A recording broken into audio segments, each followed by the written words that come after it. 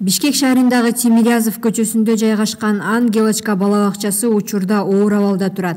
Бала бакчанын жанына Прогрупп курулуш компаниясы салып аткан көп кабаттуу батирдин ээси бала бакчага бир топ зыяндарды алып келиптир.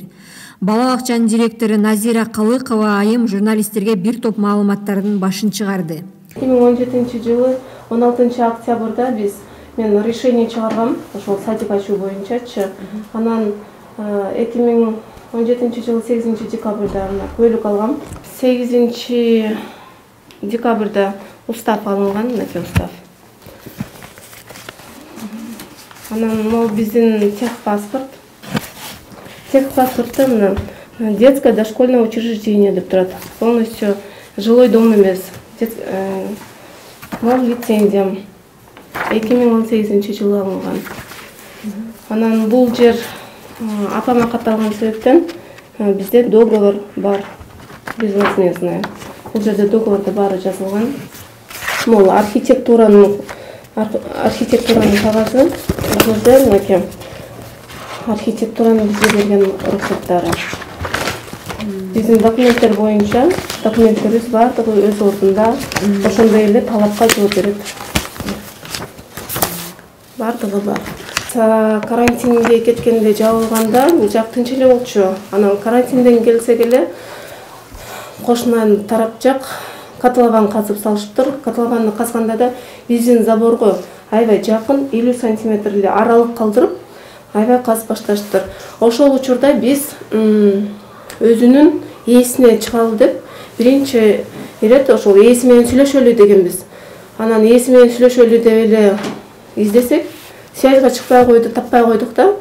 Анан нам пришлось башка органдарга, тиешелүү органдарга арыз жазганга туура келди.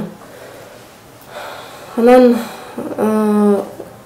сот болгондо булар незаконно куруп атышкан экен, незаконная постройка деп. Анан сот буларга арыз чыгарып, ошол незаконная постройка деп они сами признали свою вину и 26 000 сом айып пул төлөп беришкен. Сизге? Бизге эмес, ошо мамлекетке. Анан мол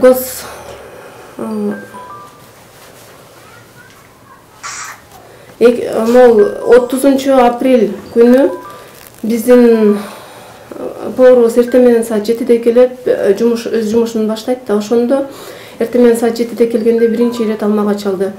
Назира эже, мен могу садикке келсем баары кулап жатат дейт. Эмне болду десем, келсеңиз деп аябай үнү да башкача, мындай толкунданып эметип. Анан мен келсем чын эле бул жактын баары кулап түшүптүр да, ичинде 2 чоң холодильник бар болчу. Полностью тамак ашы менен ичинде, продукты питаниялар менен. Анан газ плита, электроплита баары ошонун ичинде болчу. Кухонный гарнитур асты үстү менен чоң. Жана разделочная доска баары келсем ошо ары кулап кетиптир да. И ошо продукталарыбыздын баары ошол жака. Мен андан алдың эле 27 000 сомго продукты питания бүт сатып келдим эле. Эми бул бизге өтө чоң чыгым алып келди. Анан бул стройкомпания бир да жолу келип койгон жок. Башында келишкен, силер эч жака кайрылбай эле койгула. Эч жака кайрылбай эле биз баарын бүтүрүп беребиз. Анан бизде акчабыз көп дегенде мааниде айтып кетишкен да. Эми алар ошол өздөрүнүн акчасына таяна турган болсо, бизге деле тиешелүү органдар, биздин укугубузду коргой тургандар бар. Мен ишенем. Мен өзүм законго таянып, законопослушный адаммын да, ошон үчүн баардык документтерим колумда, баардык документтерим бар. Мен өзүмө ишенем. Назира, мен бир нерсени түшүнбөй атам да. Булар кирип кеткен аймак сиздердин карта боюнча территорияңыздарга киреби? Котлова казылган жерчи? Жок, кирбейт. Кирбейт да? Булар 50 сантиметр эле калтырып атышат. Негизи чындыгында булар 6 метр калтырыш керек эле, жөнөкөй үйдөн. 6 метр калтырыш керек эле, и пожарный машина кире тургандай болуш керек эле. Азыр бүгүнкү күндө бул пожарный машина кире тургандай эч бир эме жок.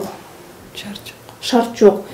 Ошол күнү өрт чыгып кетиши мүмкүн эле. Себеби биздин газ плита тияка кулап түшүптүр, и кулап түшкөндө эгерде ошол окуя күндүзү боло турган болсо, повар тамак жасап аткан болуп, анын жанында 2 жардамчысы бар эле.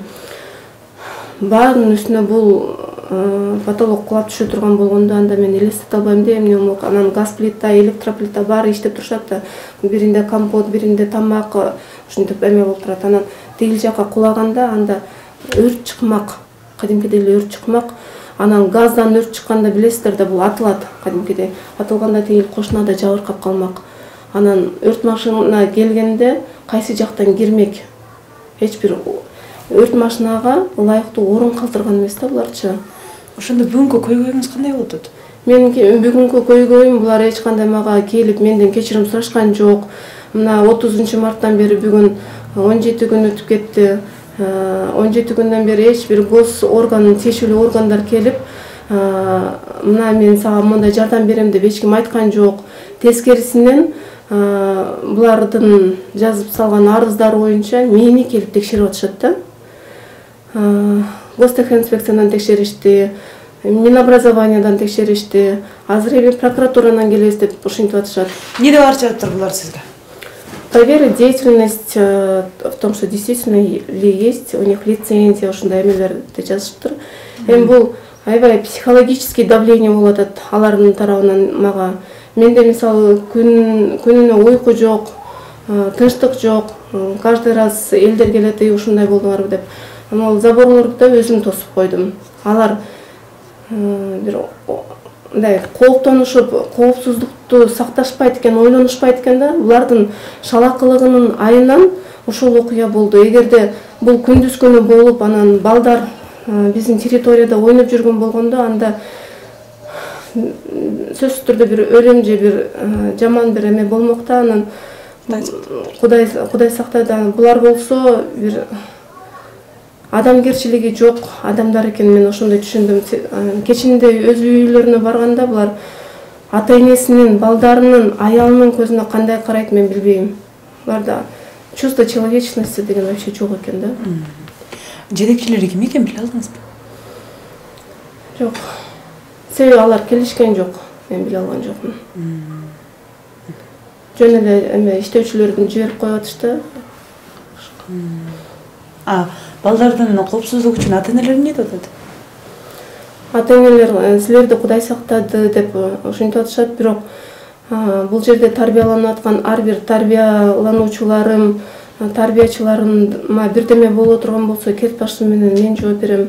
Анан бул строй компания бүгүнкү күндө мен байкап атам, мондай мамилеси менен булар эгерде ошол бирөөбүз жаракат алып калсак, булар келип коймок эмес да. Анан мага интернет аркылуу, анан телефонго башка булардын райондо да үйлөр бар экен, ал жактан жительдер чалып, булар өлгөн иттер деп айтышты да, ачык элечи.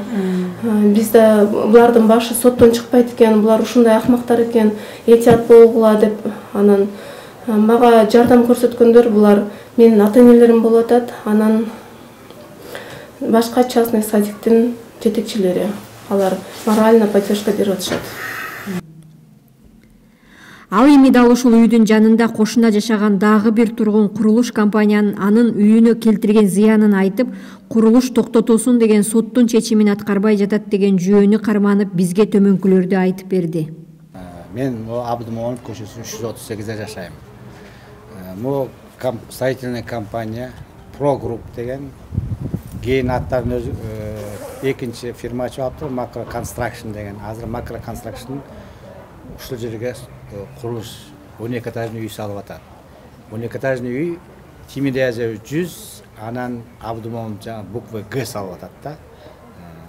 Негизи бул жер илгери автошкол Дасаптыкы болчу. Дасап бул Совет өкмөтү кезинде армияга, солдаттарга даярдоочу, водитель, танкист, тракторист тигилердин бардыгын. Совет өкмөтү бузулгандан кийин булар каким-то образом бул эмненин менчиктештирип алганбы, кандай кылганын билбейм, шыгылып өкмөттүн Дасаптын 70 жылдан бери берген техника, бүт жер өздөрүнө менчиктеп алып, незаконно сатып жиберип атат да. Негизи бул өкмөттүн жери. Бул жерде генплан боюнча садик болуш керек болчу. Анан бул автошкол, Дасаптын автошколу сатып жиберди. мук деген Айдаралиев. Ал киши келип айткан, мен ушул жерге Тимирязев көчөсү боюнча 100 эмненин ордуна, автошколдун ордуна 4-этажный учебный корпус салам. Сиздики жагына салынбайт. Нар жагында 20 метр жер калат, ал бул студенческий площадка болот. Бүт законду бузбайбыз, бүт параметрди сохранить этебиз, салабыз. Макул дедим. Анан алар 2 жылдай салбай туруп, бир күнү башка строительдер келип калды и каза баштады. Каза баштаганда булардын садикке жакын түбүнөн казганда булар арыз жаза баштады. Жазып барган, жазбаган жерлери калбады. Район инспекция, акимиат, прокуратура, городской экотехинспекцияга жазды. Бардыгы отписка кылып. Эч кандай чара колдонбой, аягында анан мен жакта каза баштаганда мен уже үйүмдүн астынан аякта негизи мен үйүм бул мурунку 34-жылы салынган үйдө, бул барачный типи болчу. Закон боюнча стена общий несущий. Булар өз жагын бузуп салып атат. Заң боюнча мен де буза албашым керек экен, алар да бузбаш экен. Без рухсат. Өткөнү общий стена болгондо түшүнөсүңөр, үйдө жарака кетет. Алар общий стенага тийбеш керек. Булар өз жагын бузуп салган кезде үйдө жарака кетти. Ал аз келип стенанын астынан, общий стенанын, несущий стенанын астынан 6 метр яма казып салды. Яма казган кезде барачный тип болгон үчүн суу менен буларга келчү да. Экскаватор менен жулуп атып, сууду жулуп алды. Былтыр ноябрда жулуп алып, үйдүн ичине суу кете баштады. Анан мен 10 күн артынан жүрдүм. Кача эртең жасайм, бүгүн жасайм деп 10 күн жүрүп, ноябрда суук, ушундай бир суук мезгил болуп калды. Аягында айтты, бизде акча жок деди. Анан мен пенсиямдан алып, кайра каздырып, тигенин баарын өчүрүп, өткөн үйдүн ичине суу кетип каптап кетти. Азыр көрсөңөр болот. Анан башка суу киргиздим, вод киргиздим, булардыкын жаптым сууду. Өткөнү трубаны мен алып чыга албайм, оңдой албайм, өткөнү үйдүн асты менен кеткен общий болчу да, баракный тип болгон. Анан булар документсиз 2 жылдан бери салып атат. Биринчиден булар элди алдап атат. Булар яманы казып коюп туруп, не имея вообще разрешение документ элге сатып атат да. Анан булар бияктан булар жазып, мен жаза баштаганда кыймылдай баштап, анан городской республиканский генпрокуратурага жасаган, городскойго жиберди, городской прокуратурада карай баштаганда алар мен бардым, айттым, эмне бул? Нап тотуппай атасыңар десем, булар документин алып кетти байка дейт. Айттым, 2 жыл документ жок, кандай документ алып кетсиң? Разрешение алып кетти дейт. Разрешениени силер текшербейсиңерби? Если бүт разрешение архитектурный норма бузулуп турса, кантип алар разрешение алат? Силер ошон үчүн прокурорсуңар да, чтобы текшеришин, законность берген документтин укугуңар текшерсем, байкем баардыгы ушинтип салып атпайбы дейт. Анан мен айттым, балам, сен адвокатсыңбы, соң прокурорсуңбу? Эмне сен андай заңды карашың керек да. Анда мен заставляю за собой право обратиться к генеральному прокурору десем, мага десең оңго бар дейт. Айттым, анан экинчи балам азыр бул выбордун астында болгон иш болчу да. Мен айттым, жакында выбор келатат. Политическая обстановканы өзүңөр билип атасыңар, тынччылык керек, чтобы выбор тынч өтсүн. А бул жерде азыр садиктин балдардын ата-энеси бизде митингге чыгат деген ойлоп атат, если биздин укугубуз тебеленсе, карабасаңар силер прокурор, биз митингге чыгабыз десем, 7-нчи этажга барып бастап этип келе дейт. Прокурордун айткан сөзү ушул. Юсупов Дамир деген жаш бала. Азыр мен кайра жаздым, генеральный прокурорго жаздым, айттым, эми городскойго жибербегиле, ушундай мамиле кылды, биз ишенбейбиз, өзүңөр бизге де ишенбегиле, буга да ишенбегиле, комиссионна келгилечи деп жаздым. ГТБден республикадан алгыла, архитектурадан алгыла, пожарныйдан, МЧСден алгыла, бүт баарына жаздым, министр МЧСке жаздым. Булар азыр документ алып колунда көтөрүп атат, биз МЧСден міне городской МЧС пожарник разрешение берди депчи. Что карасам жазылып турат, разрыв бар депчи. Кандай разрыв, если стенага такап туруп салып койсо разрыв деген болобу. Мөрүнөн өзүңөр да көрүп атасың, разрыв жок да, мына кулап атат баардыгы. Баягы жайын жайганда меникини чут кулаган азы калды. Бүт трещина кетти. Анан жандар bu yakta kulagandan keyin jantалашып кетип, тияқта мен жақта сыпыт этти. Ну сыпыт эткени менен анан трамбовать этиш керек да. Ал сыпыт ал рыхлый. Эртең кайын жабылса кайра кулайт жана. Эми көз жазмай да, ошо текшерип калса биз жабыттык деген сөз кылып атат да. Бүт документ жок. Неправильный документ табып алып, азыр ушинтип жүрөт булар. Анан ошону биз жаздым бардыгына. Кийин комиссияны келип карагыла. Меники туура эмес болсо айтты, сиздики аксакал туура эмес экен деп. Мен көрүп атам деп. Мен үйүмдүн түбүнөн казып, үйүм талкаланып атса, кантип туура болот? Мо буякта стена кулагандан кийин городской ГТБ, гостехинспекция жанталашып барып арыз жазат тигилерге, сотко. Токтоткула, кулайт деп, анан сот решение чыгарган, токтоткула деп. Решение сейчас не исполняется. Эгер соттун решениясы бар, токтоо деген. Пока до конца вопрос чечилмейинче токтотот.